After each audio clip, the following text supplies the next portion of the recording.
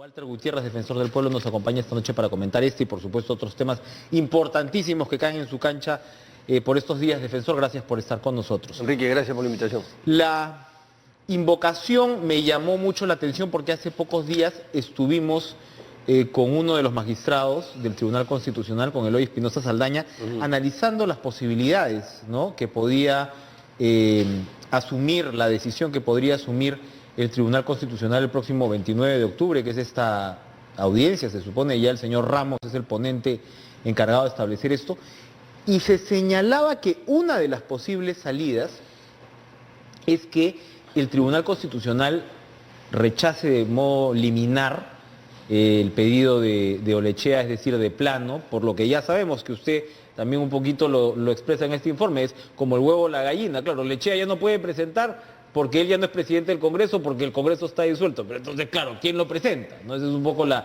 pregunta. Pero podría darse, ¿no?, esa respuesta, pero al mismo tiempo Espinosa Saldaña respondió que era responsabilidad del Tribunal Constitucional, en un escenario incluso como ese, decirle al país qué es lo que había pasado y si era o no finalmente constitucional lo que ocurrió.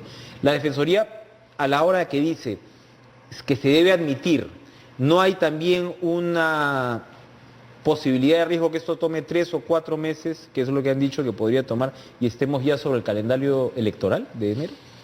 Bueno, si me permite unos segundos, Sí. antes de explicar, antes quisiera explicar algunos alcances de este documento. Ajá. Primero, la Defensoría del Pueblo, desde su nacimiento, se ha pronunciado sobre temas constitucionales. Muy tempranamente creó una adjuntía, en la época de Jorge Santisteban, una adjuntía de asuntos constitucionales. Porque lo que se trata es de que el Perú viva en un Estado constitucional bien constituido, institucionalizado. De modo que la Defensoría, al amparo del artículo 162 de la Constitución, es decir, que le está mandatado para velar por la marcha institucional, le hace constitucional, de los entes estatales, es que desde la época de Jorge Santisteban ha hecho pronunciamientos muy importantes. Y por eso es que la Defensoría no podía permanecer ajena, distante e indiferente a una situación compleja o una crisis como la que estamos viviendo.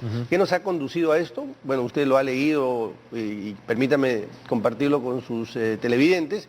Nosotros creemos que equivocadamente la clase política, básicamente el legislativo y en parte el ejecutivo, no han entendido cómo se ejerce el poder en un Estado constitucional. Tú tienes poder, el ciudadano te otorga poder, a ti parlamentario, a ti presidente, para que materialices, hagas realidad la promesa de los derechos, los servicios públicos, no para que te entrampes en una guerra que al final lo que hace es distanciar al ciudadano de la democracia, distanciar al ciudadano del sistema constitucional. Mira lo que está pasando en Chile. Por eso es importante esto que estamos tratando. O sea, no te eligen para prolongar una pugna de poder que parece una campaña electoral que no parece tener fin. Correcto. Te eligen para trabajar precisamente por la ciudadanía. Claro, la lógica del ejercicio del poder en un sistema democrático no es un juego de suma cero, no es que yo te liquido, no es que yo te elimino, porque los que hoy son minoría, mañana podrían ser mayoría,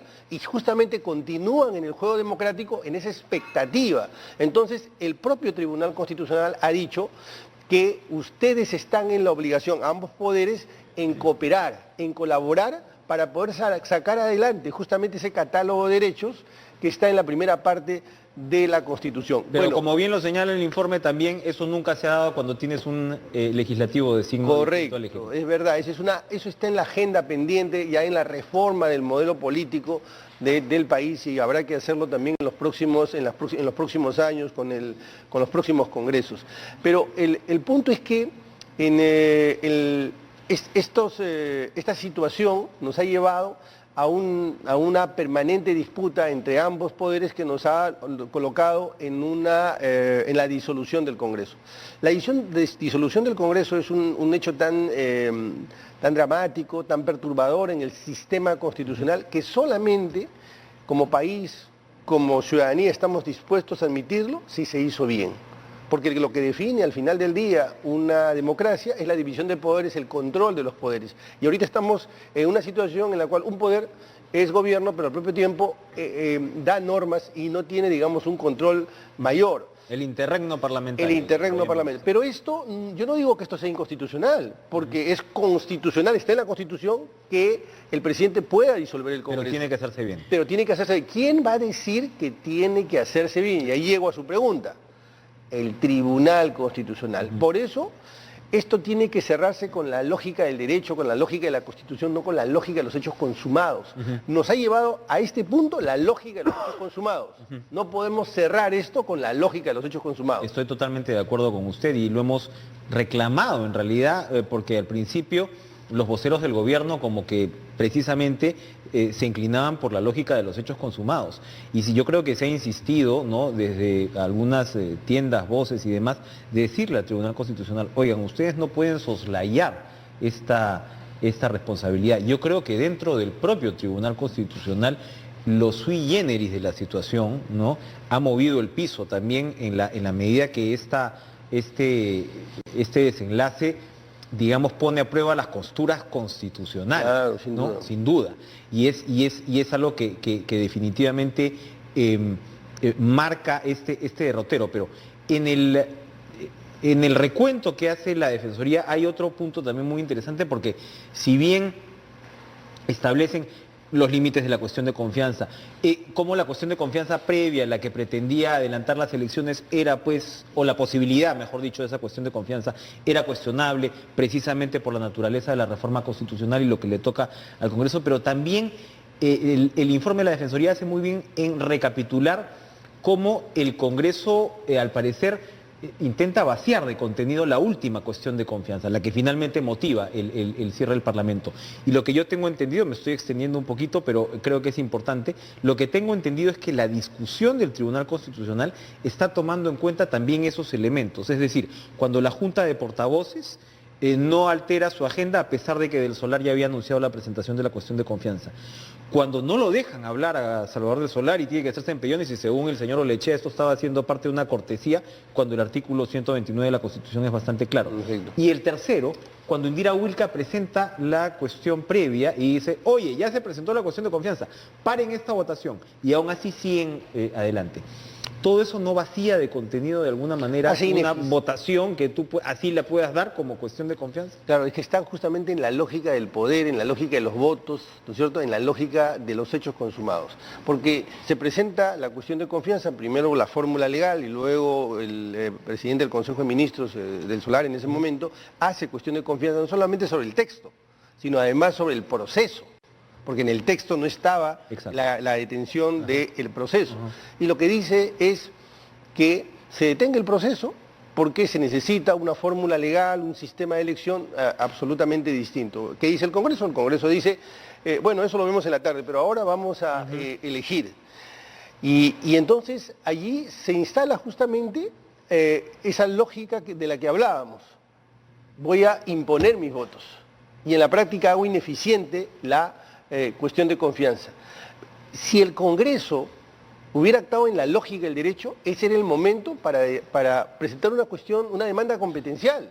Vamos a detener esto porque considero que el Ejecutivo, al imponerme o al querer pretender que yo establezca una fórmula legal... Y paramos. Correcto, ¿no? pero me instalo en la lógica de la Constitución y presento una demanda competencial. Pero no lo hizo. ¿Qué hizo? Impuso los votos, la lógica de los hechos. Y lo que le tocaba al Ejecutivo era presentar la demanda competencial. En ese punto, cuando la pelota, por decirlo deportivamente, pasa a la cancha del Ejecutivo, el Ejecutivo, para tomar una decisión tan dura o tan dramática como decíamos hace un momento, ¿qué hace? Interpreta que en los hechos se ha violado la confianza. No, y es el minuto a minuto. Es Vizcarra, por un lado, cerrando el Congreso y por el otro lado, los congresistas otorgándole... Pudo en ese momento presentar también una demanda competencial. Alguien podría decir, sí, pero eso hubiera demorado pues mucho tiempo, medio año, 4 meses. Sí, pero fíjense que el Tribunal Constitucional ha echado mano, no una, sino muchas veces, de cierta flexibilidad para que las formas o los... rápidamente. Primero, para abrir la puerta. Ojo, para abrir la puerta. O sea, aun cuando tú no necesariamente seas el titular para presentarme la acción constitucional, igual yo te abro la puerta porque a mí no me interesa el tema procesal, me interesa el tema fundamental, el tema sustancial. Pero además podría incluso acortar los plazos, que ya lo ha hecho también. Entonces hay un arco de posibilidades muy grande para el Tribunal Constitucional. Incluso, fíjese, el Tribunal, y me parece que algún magistrado lo dijo, no sé si Eloy lo mencionó, el Tribunal podría incluso decir, tú no estás, procesalmente no estás habilitado para presentarlo.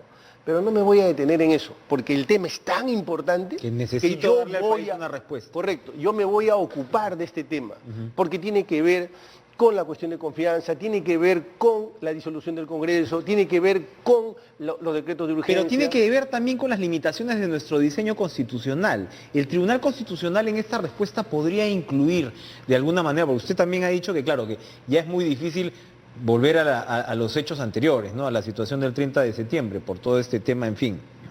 Ahí sí hay algo de hechos consumados, ¿no? O sea, y de ponderación. Lo que he dicho es repetido lo que ha hecho y dicho el tribunal. Yo tengo que, ha dicho el tribunal, tengo que ponderar, medir las consecuencias de mi sentencia. El entorno en el que estoy. El momento en el que se va a implementar esta resolución y los efectos que pudiera causar.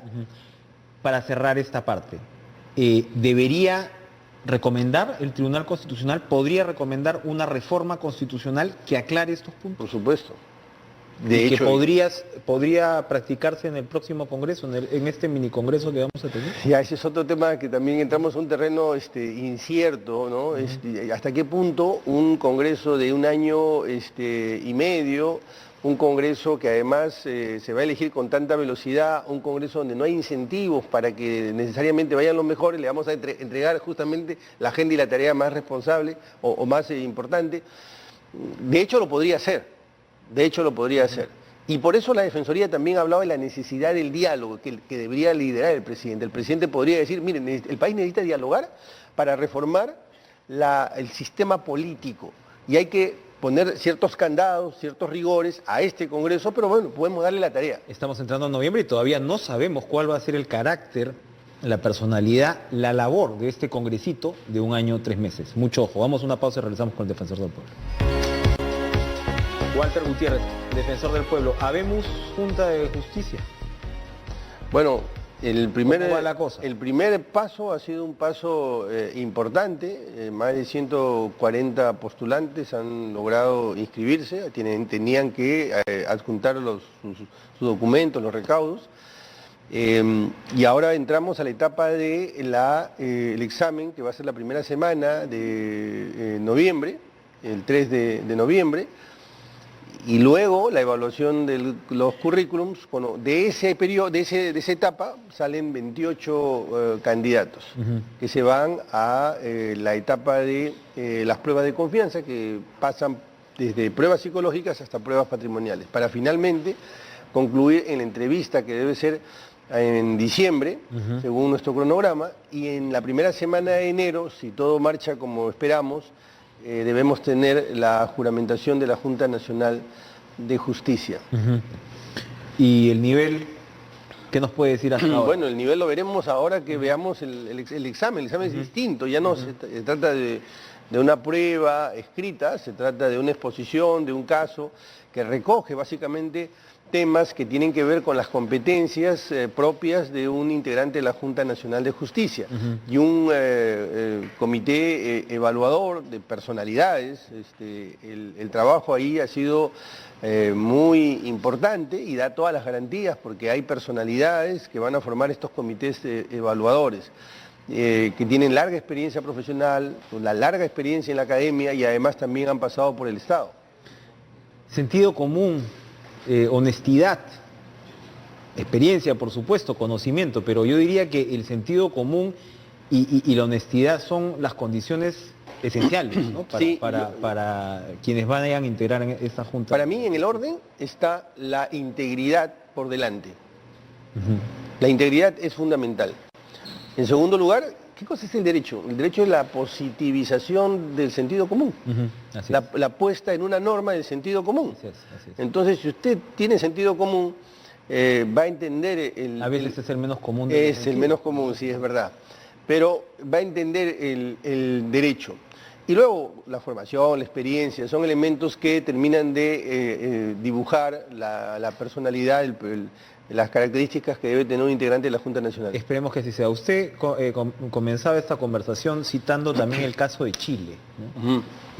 Esta explosión, ¿no? Hoy ha habido 1.200.000 personas alrededor de la Plaza Italia. Impresionante. La movilización en Chile más grande desde el retorno de la democracia. Y esto evidentemente plantea muchas preguntas para el Perú y muchas situaciones. Su institución se encarga, entre otras cosas, también de marcar, ¿no? Contrapesos, hacer advertencias a lo que a veces es un modelo económico que sencillamente gana pues una suerte de autonomía, ¿no? Que va más allá, muchas veces incluso del derecho y del ordenamiento. Nuestra sociedad puede caer en una situación de hartazgo y de descrédito frente al modelo como la chilena. Usted como defensor del pueblo, ¿qué nos puede decir ahora mismo? Yo creo que en el Perú de hoy? Yo creo que tenemos una enorme oportunidad porque estamos viendo en efecto lo que podría pasar. Mire lo que ha sucedido en Ecuador, mire lo que está pasando en Chile. Hay un malestar, para utilizar una expresión de un ganador del premio Nobel, hay un malestar del modelo, ¿no? ¿Y por qué? Primero, por lo que decíamos hace un momento. Los políticos han fracasado, en general han fracasado, porque no han logrado que la sociedad se identifique, se reconozca en el modelo constitucional. Porque este modelo sienten que está distante, ajeno, el Estado, para que el Estado me represente, yo necesito que el Estado se ocupe y preocupe en mis problemas, salud, educación, transporte, seguridad ciudadana. En general, necesito que se preocupe en el día a día. Finalmente, el Estado constitucional es un escrutinio diario, y diario del día a día, de los temas que le interesan a los ciudadanos. Y aprovecho esta pregunta también para decirle que el día lunes nosotros vamos a tener un evento que lo realizamos todos los años que se llama Perú en Diálogo. Es otra de las cosas que ha faltado, diálogo. Toda autoridad tiene que ser una promotora del diálogo. La Defensoría es impulsora, promotora del diálogo. Los espacios de diálogo son muy importantes. Mire, cuando el modelo, cuando el sistema político no genera mecanismos, cauces institucionales para protestar, para expresarme, va a salir la calle a protestar, el ciudadano va a salir a la calle a protestar. Por eso es importante que las autoridades se comprometan, todas en general, en los distintos niveles y en todas las entidades se comprometan al diálogo.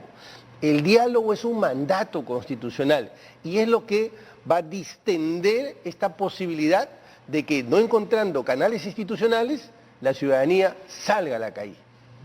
Diálogo, lo que nos ha faltado efectivamente y que sin duda hay que recuperar casi como parte de una campaña de valores, porque el diálogo en el Perú se convirtió en componenda, en trato bajo la mesa, en equiparar el ejercicio de la clase política a esta suerte de repartija, para usar un término. Entonces, sí, el diálogo debe volver a recuperar su verdadero carácter. Correcto, lo hemos perdido. Correcto, pero no me estoy refiriendo solo al diálogo entre las autoridades. No, sí, claro. Me refiero al diálogo con la ciudadanía, me refiero a evitar los conflictos, justamente, prevenir los conflictos. Mire, solamente para mencionarle una cifra, tenemos una cartera de casi 58.000 proyectos mineros, 58.000 millones en proyectos mineros. Parados. Hemos creado alguna institucionalidad y presupuesto, un sistema de prevención de los conflictos y de institucionalización del diálogo. Si eso es tan importante, y de hecho lo es, porque permitirá que haya salud, educación, infraestructura, ¿qué hemos hecho por eso? Vamos a ir a una última pausa y regresamos con minutos finales con el Defensor del Pueblo. Defensor del Pueblo, en el minuto y medio que nos queda, ¿el Congreso que se viene va a ser mejor?